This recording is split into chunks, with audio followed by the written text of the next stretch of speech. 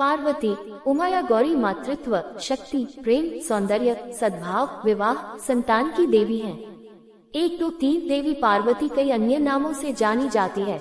वह सर्वोच्च हिंदू देवी परमेश्वरी आदि पराशक्ति शिव शक्ति की साकार रूप है और शाक्त संप्रदाय या हिंदू धर्म में एक उच्च कोटि या प्रमुख देवी है और उनके कई गुण, रूप और पहलू हैं।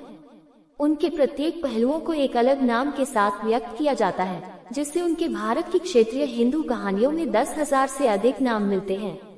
लक्ष्मी और सरस्वती के साथ वह हिंदू देवी देवताओं त्रिदेवी की त्रिमूर्ति का निर्माण करती हैं। 4 माता पार्वती हिंदू भगवान शिव की पत्नी हैं। वह पर्वत राजा हिमाचल और रानी मैना की बेटी हैं।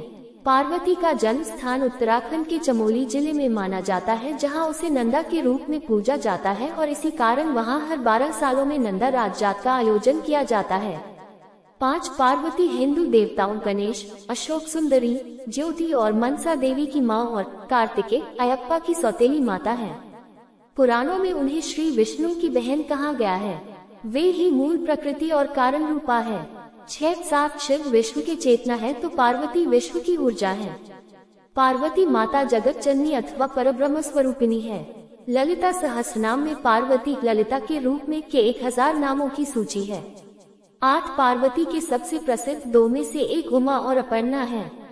9 स्कंद पुराण के अनुसार देवी पार्वती के द्वारा दुर्गमसुर को मारने के बाद देवी पार्वती का नाम दुर्गा पड़ा। उमा नाम का उपयोग सती शिव की पहली पत्नी, जो पार्वती के रूप में पुनर्जन्म हुआ है, के लिए किया जाता है। रामायण में देवी पार्वती को उमा नाम से भी संबोधित किया गया है। देवी पार्वती को अपर्णा के रूप में संदर्भित किया जाता है, जो सबका भरण पोषण करती है। देवी पार्वती अंबिका प्रिय माँ, शक्ति, माताजी, पूज्य माता, महेश्वरी, महान देवी, दुर्गा, अजय, भैरवी, क्रूर, भवानी, उर्वरता आदि नामों से जानी जाती हैं।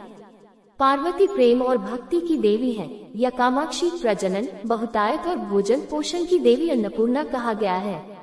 10 देवी पार्वती एक क्रूर महाकाली भी है, जो तलवार उठाती है, गंभीर सिर की माला पहनती है और अपने भक्तों की रक्षा करती है और दुनिया और प्राणियों की दुर्दशा करने वाली सभी बुराइयों को नष्ट करती है। देवी पार्वती को स्वर्ण, गौरी, काली या श्यामा के रूप में संबोधित किया जाता है। इनका एक शांत रूप गौरी है तो दूसरा भयंकर रूप काली है। पार्वती शब्द वैदिक साहित्य में प्रयोग नहीं किया जाता था। इसके बजाय अंबिका, रुद्राणी का प्रयोग किया गया है। 11 उपनिषद काल वेदांत काल के दूसरे प्रमुख उपनिषद ज्ञानोपनिषद में देवी पार्वती का जिक्र मिलता है। वहाँ उन्हें हेमवती उमा नाम से जाना जाता है। 11 तथा वहाँ पर उन्हें ब्रह्म विद्या भी जानने को मिलता है और इन्हें दुनिया की माँ की तरह दिखाया गया है। 12 यहाँ देवी पार्वती को सर्वोच्च परब्रह्म की शक्ति या आवश्यक शक्ति के रूप में प्रकट किया गया है। उनकी प्राथमिक भूमिका एक मध्यस्थ के रूप में है, जो अग्नि, वायु और वरुण को ब्रह्म ज्ञान देती है, जो राक्षसों के एक समूह की हालिया हार के बारे में घमंड कर रहे थे। 13 देवी का सती पार्वती नाम महाकाव्य काल 400 BC - 400 ईस्वी में प्रकट होता है, जहाँ वह शिव की पत्नी है। 11 वेब का सुझाव है कि जैसे शिव विभिन्न वैदिक देवताओं रुद्र और अग्नि का संयोजन है, वैसे ही पुराण पाठ में पार्वती रुद्र की पत्नियों की एक संयोजन है।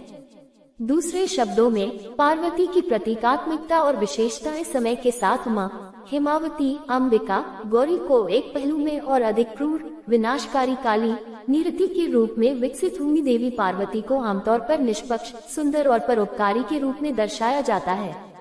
16-17 वह आमतौर पर एक लाल पोशाक, अक्सर एक साड़ी पहनती है और क्रोध अवस्था में काली के रूप में भी दर्शाया गया है।